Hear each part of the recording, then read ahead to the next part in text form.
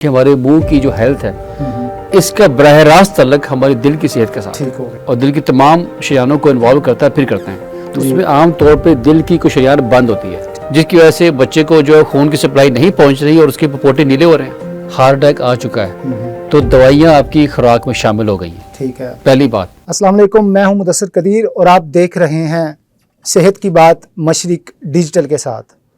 ناظرین، دل کا معاملہ بڑا عجیب معاملہ ہوتا ہے۔ دل انسانی جسم کا ایک ایسا عضو ہے جہاں پر سب سے پہلے خاموشی، اس کے بعد ہنسی اور اس کے بعد انسانی جذبات میں جو مایوسی کا عنصر ہے وہ غالب آ جاتا ہے، جس کی وجہ سے دل جو ہے وہ بھی بڑے مسائل کا شکار ہو جاتا ہے۔ دل کے امراض کون سے ہوتے ہیں اور دل کن باتوں پر خوش ہوتا ہے اور دل کن باتوں پر غمگین ہوتا ہے، یہ ہماری آج کی گفتگو کا موضوع رہے گا۔ اور میں آپ کو بتاتا چلوں کہ آج عالمی یوم دل ہے، یعنی کہ دل کی بیماریوں کے حوالے سے آگاہی کا دن۔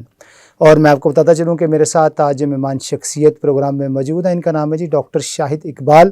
آپ ہیں جی اسسٹنٹ پروفیسر آف کارڈیالوجی اور اس وقت تعینات ہیں علامہ اقبال میڈیکل کالج جناح ہاسپٹل لاہور میں۔ بہت بہت شکریہ ڈاکٹر شاہد اقبال کہ آپ نے ہمیں وقت دیا۔ ناظرین کو یہ تو بتائیے گا کہ دل کب خوش ہوتا ہے؟ سب سے پہلے بہت شکریہ کہ آپ نے دعوت دی اور آج ایک اہم موضوع پہ بات کرنے کے لیے آپ نے جو ہے اس کو انتخاب کیا، چونکہ عالمی ہر سال 29 ستمبر کو ایک عالمی یوم دل یعنی کہ ورلڈ ہارٹ ڈے منعقد کیا جاتا ہے۔ اسی حوالے سے آج اس پروگرام کی میں ہم حاضر ہوئے۔ تو جو امراض قلب ہیں یہ اس وقت دنیا بھر میں ایک گلوبل کاز آف ڈیتھ۔ جی بالکل۔ تو سب سے بڑی جو موت کی وجہ بنتی ہے دنیا بھر کے اندر وہ امراض قلب ہے۔ ٹھیک ہے۔ نہ صرف پاکستان بلکہ پاکستان سے باہر بھی ہر جگہ پہ۔ تو پاکستان کے اندر بھی 30 سے 40% لوگ اس سے متاثر ہیں، اور بدقسمتی سے اگر آپ دیکھیں گزشتہ چند دہائیوں سے اس میں بہت تیزی کے ساتھ اضافہ دیکھنے میں آیا، یہاں تک کہ پری میچور کورونری آرٹری ڈیزیز یعنی کہ وقت سے پہلے آنے والی دل کی بیماری جو ہے پاکستان ان ٹاپ کنٹریز میں آنا شروع ہو گیا اور ریڈ لائن کراس کر چکا ہے، جہاں پہ دیکھیں کہ نوجوانوں کے اندر دل کے دورے پڑنا کتنا عام ہو چکا ہے۔ بالکل ٹھیک۔ تو اسی پہ انشاءاللہ بات کریں گے۔ اس کی بہت سارے ایسے فیکٹرز بھی ہیں اور کچھ طرز زندگی ہماری ہے، کھانے پینے کی عادات ہیں جن کا تعلق دل کی صحت کے ساتھ ہے۔ ڈاکٹر صاحب، آپ ہیں کارڈیالوجسٹ، یعنی کہ دل کا علاج کرتے ہیں ادویات کے ساتھ۔ جی۔ دوسرے ہوتے ہیں کارڈک سرجن، لیکن آپ ہی میں نے دیکھا ہے کہ کچھ لوگ جو کارڈیالوجسٹ ہوتے ہیں وہ دل کے آپریشنز بھی کر رہے ہوتے ہیں، وہ آپریشن بڑے والے نہیں، آپ کر رہے ہوتے ہیں جی اینجیوپلاسٹی آپ کرتے ہیں، اسٹنٹ ڈال دیتے ہیں، اینجیوگرافی بھی آپ کرتے ہیں۔ تو یہ تو بتائیں ناظرین کو کہ چھوٹی عمر میں یہ اینجیوگرافی کا جو پروسیس ہے یہ کیوں پیش آ جاتا ہے؟ کیا وجوہات ہوتی ہیں دل کی نالیوں کی کہ وہ سکڑ جاتی ہیں اور ایک 40 سال یا اس سے کم سال کا جو بندہ ہے یا خاتون ہے اس کو دل کا دورہ پڑ جاتا ہے؟ دیکھیں، جب ہارٹ اٹیک آتا ہے یعنی کہ دل کا دورہ پڑتا ہے تو اس میں عام طور پہ دل کی کوئی شریان بند ہوتی ہے۔ ٹھیک ہے۔ اگر تو شریان بند ہے اور اس میں کوئی جو کوئی ایک آدھ شریان بند ہے اور اس میں جو بلاکیج کا ایریا ہے وہ کم ہے تو پھر عام طور پہ اسٹینٹ ڈال جاتا ہے۔ ٹھیک ہے۔ اگر بلاکیج زیادہ ویسلز کے اندر ہو تو پھر عام طور پہ اگر خدا نہ خاصا مین شریان کے اندر بلاکیج ہو اور دل کے پٹھے کمزور ہوں اور پیشنٹ کو جو ہے شوگر کا مرض پہلے سے لاحق ہو تو پھر عام طور پہ بائی پاس کا زیادہ بہتر رزلٹ ہوتا ہے۔ تو بائی پاس بیسیکلی جب دل کا مرض پیچیدہ ہوتا ہے اور دل کی تمام شریانوں کو انوالو کرتا ہے پھر کرتے ہیں۔ اگر ایک آدھ شریان کے اندر مسئلہ ہے تو پھر وہ عام طور پہ اسٹینٹ بھی چل جاتا ہے، کیونکہ دونوں مقصد یہی ہے کہ دل کی شریانوں کو کھولا جائے اور دل کے جو خون کے بحالی کا عمل ہے اس کو میک شور کیا جائے۔ تو یہ جو پروسیس ہوتا ہے جس میں آج کل آپ ایک اور بھی کام کر رہے ہیں کہ ایسی سرجری جو کم سے کم خون کے ضیاع کے ساتھ ہو، اس کو کہتے ہیں منیمل انویسیو سرجری آف ہارٹ، یہ کیا چیز ہے؟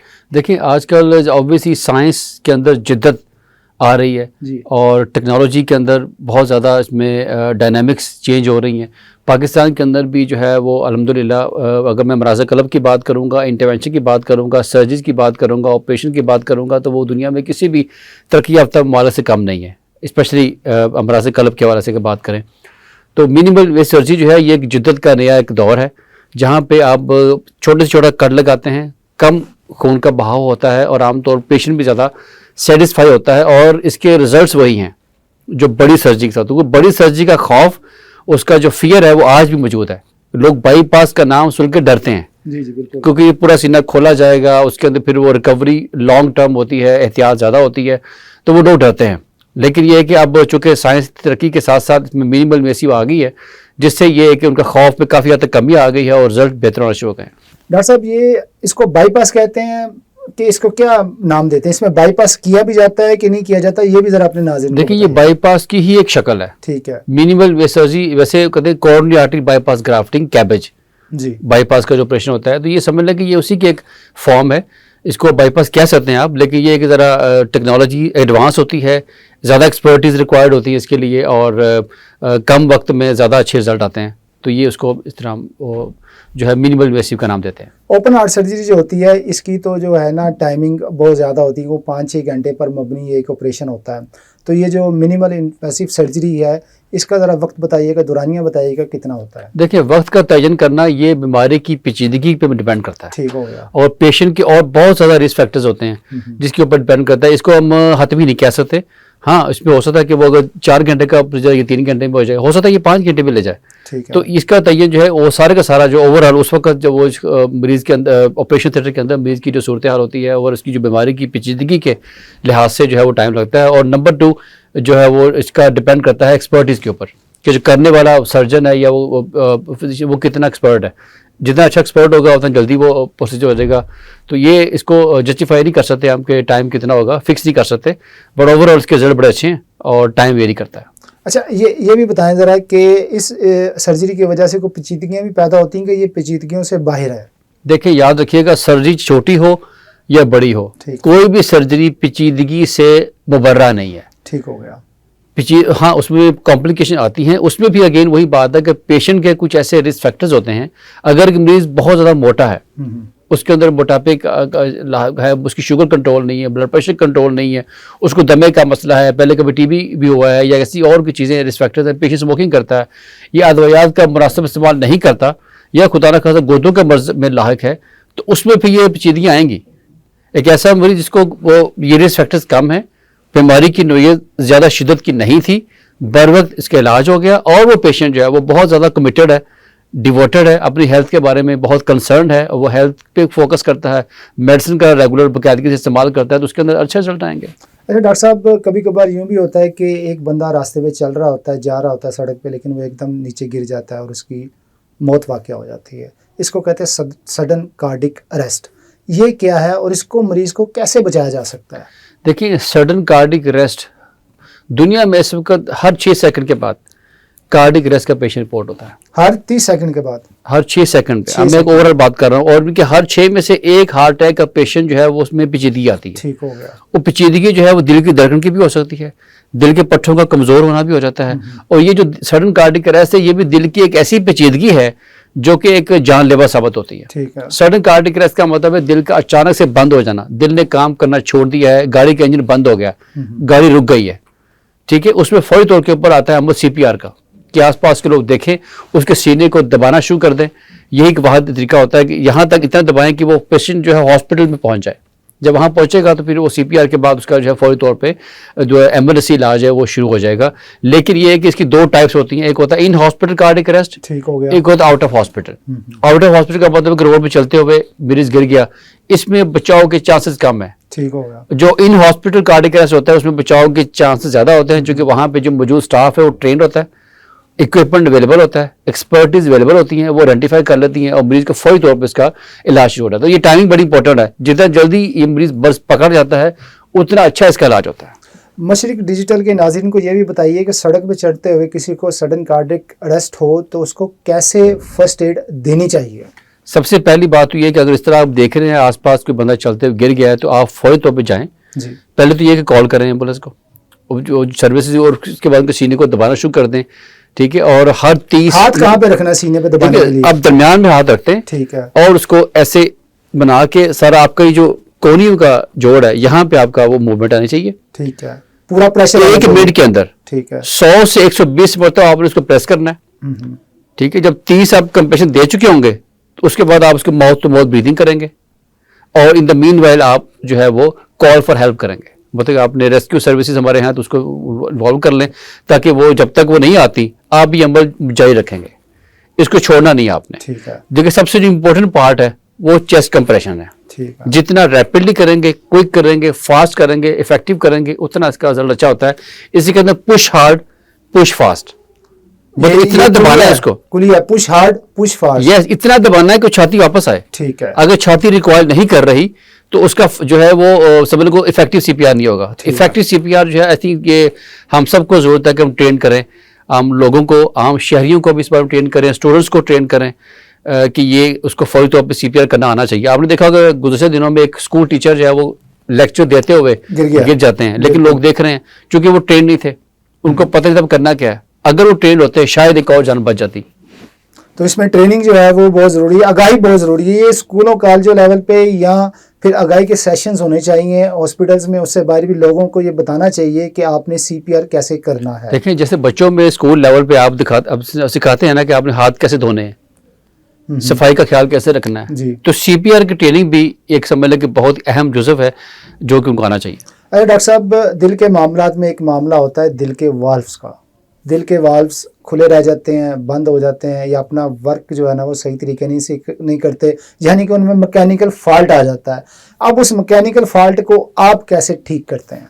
देखिए दिल के वेव्स की बात करूं तो आपने जैसा शुरू में बता दिया था कि ये इसकी दो ही वजूहात, या तो दिल वेव तंग हो जाएगा या उस पर जो है वो खुला हो जाएगा।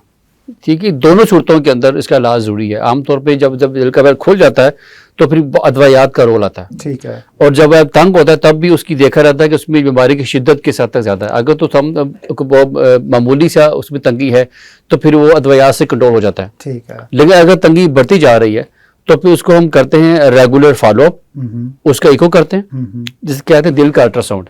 इकोकार्डियोग्राफी हम उसकी करते रहते हैं और देखते रहते हैं बीमारी की शिद्दत में इजाफा तो नहीं आया। दूसरी बात तो अहम चीज़ ये हो पेशेंट के अलामात हैं, ठीक है। पेशेंट के सिम्टम्स कैसे हैं। अगर पेशेंट को अलामात आ गई हैं और बीमारी को जो उसके अंदर तंगी है वो बढ़ रही है तो डेफिनेटली उसमें सर्जरी करनी पड़ेगी। और सर्जरी में वही बात है कि आप उसकी शयाना देखते हैं कि दिल की शयानें कैसी हैं। अगर तो दिल की शयानों में भी प्रॉब्लम आ गई है तो आमतौर पर दिल का वेल्व भी चेंज होता है और बाईपास इकट्ठा करते हैं, जैसे कहते हैं बाईपास भी होगा और वेल्व चेंज कर दिया। दोनों चीजें। अगर मरीज की उम्र कम है, सिर्फ दिल के वेल्व का मसला है तो फिर आमतौर पे वो वेल्व को रिप्लेस कर देते हैं। डॉक्टर साहब, दिल के मसाइल बड़े होते हैं। एक मसला दिल का वो भी है जो पैदाइशी तौर पर बच्चा अपने साथ लेकर आता है, कॉन्जेनिटल हार्ट डिजीज़।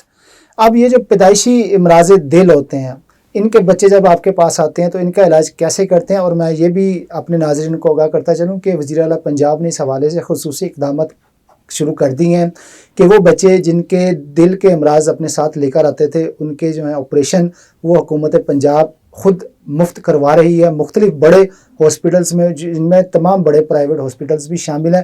डॉक्टर साहब ज़रा बताइएगा कॉन्जेनिटल हार्ट डिजीज़ क्या है और इनका इलाज कैसे किया जाना ज़रूरी है? देखिए बच्चों में पैदाइशी दिल की बीमारियाँ आपने देखा सुना होगा, बच्चों में दिल में सुराख है। बिल्कुल सही है। तो ये कॉन्जेनिटल हार्ट डिजीज़ जो है ये बचपन से बच्चों में लाहक होती हैं, 5 से 10% लोगों में आती हैं, यानी कि हर 10 में से एक बच्चा उसको पैदाइशी तौर पर मसला होगा, दिल का मसला होगा। ठीक है। ये इसका ओवरऑल प्रेवलेंस है पूरी दुनिया में। ठीक हो गया। तो उसका ये कि वो डिपेंड करता है कि जो उसका दिल का सुराख है उसकी पोजीशन क्या है, लोकेशन क्या है, साइज़ क्या है, और बच्चे की ज़ाहिर है बच्चे बता नहीं सकते कि वो किस तकलीफ से गुजरते हैं, वो क्या करेंगे, वो क्राई करेंगे, बच्चे रोते हैं, ठीक है, खाना पीना छोड़ देते हैं, फीड नहीं करते, बच्चों की सेहत नहीं बढ़ती, ठीक है, वो उनको हर वक्त जो है वो खांसी बलगम बुखार ये रहता है।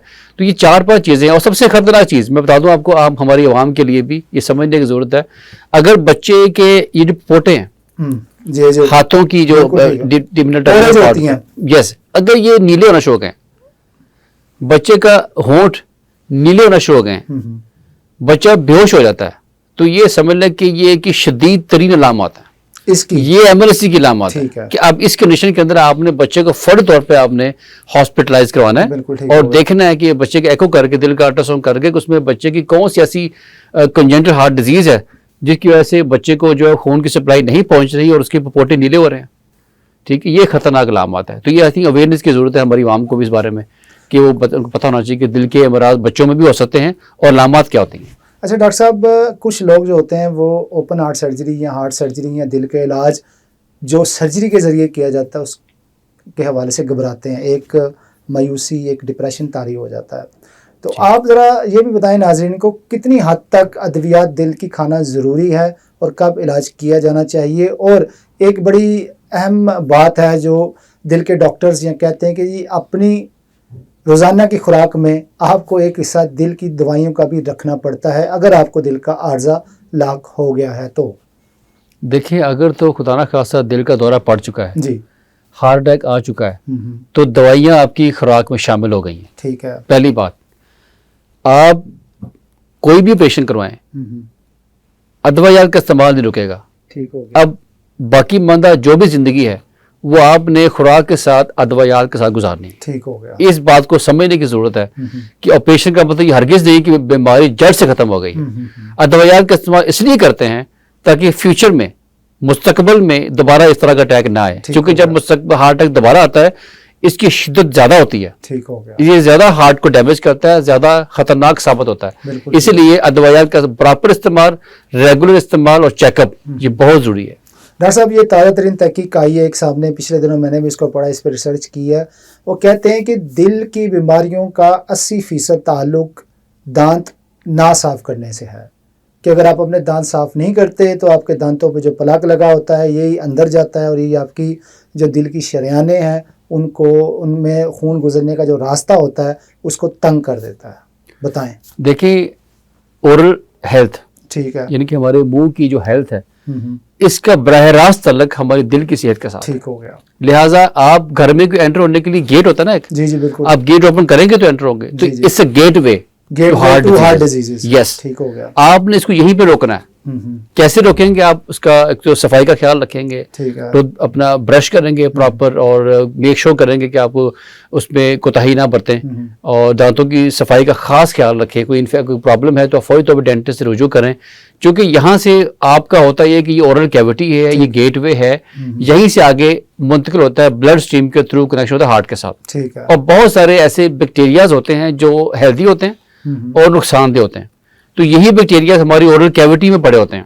تو جب کوئی انفیکشن ہوتا ہے یا کوئی آپ اس کی اورل ہائیجین پہ کام نہیں کرتے، کوئی پرابلم آتی ہے، تو یہ بیکٹیریاز وہاں سے نکل کے خون کے راستے جاتے ہیں بلڈ کے اوپر، بلڈ کے تھرو ہمارے ہارٹ میں، تو دل کے اندر جا کے جو دل کے ویلو ہوتے ہیں وہاں جا کے چپک جاتے ہیں. ٹھیک ہو گیا. اور پھر کو ڈیمیج کرتے ہیں. تو وہاں سے یہ پرابلم سٹارٹ ہوتا ہے انفیکشن سے، اور آگے ہارٹ اٹیک کی وجہ بھی یہ بنتے ہیں. چونکہ دیکھا گیا ہے کہ جو پلاک ہے، بالکل بیسیکلی پلاک کیا ہے؟ یہ خون کا لوتھڑا ہے جو دل کی شریان کو بند کرتا ہے. اور اس لوتھڑے کو جب انہوں نے آبزرو کیا مائکروسکوپ کے ذریعے کہ وہی بیکٹیریا دیکھے گئے جو ہمارے منہ میں پائے جاتے ہیں. لہٰذا یہ سمجھنے کی بہت ضروری ہے، بہت باور کرنے کی ضرورت ہے کہ اورل ہیلتھ کے اوپر کام کیا جائے. بچوں کو اسکول سے ہی بتایا جائے کہ آپ نے جو ہے اپنی دانتوں کی صفائی کا خیال کیسے کرنا ہے. بالکل ٹھیک. ڈاکٹر صاحب آج جیسے آپ کو معلوم ہے کہ عالمی یوم آگاہی ہے، تو آپ اپنے ناظرین کو کیا پیغام دینا چاہیں گے ریگارڈنگ صحت کی بات مشرق ڈیجیٹل کے ساتھ کے توسط سے؟